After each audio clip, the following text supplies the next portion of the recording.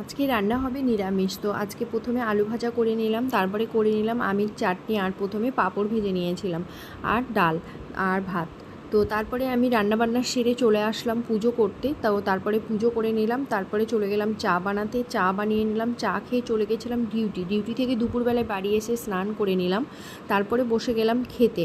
আর খাওয়া দাওয়া করে তারপরে চুলটা আঁচড়িয়ে সিঁদুর টিঁদুর পরে নিয়ে তারপরে একটু ঘুমিয়েছিলাম। তারপরে সন্ধ্যাবেলায় উঠে গেছি, তো তারপরে সন্ধ্যা দেখিয়ে মিষ্টি আর আমি বসে গেলাম চা খেতে।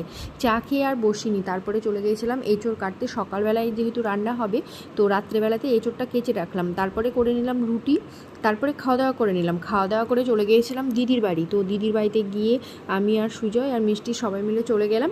তো তারপরে ওখানে গিয়ে বেশ কিছুক্ষণ বসে একটু গল্প টল্প করে তারপরে চলে এসেছিলাম বাড়ি। তো আজকের দিনটা এইভাবেই কাটিয়েছি। তো ভিডিওটা ভালো লাগলে please like, share and subscribe করে দিও। আর সবাই ভালো থেকো, সুস্থ থেকো, আর আমার ব্লগটা যেন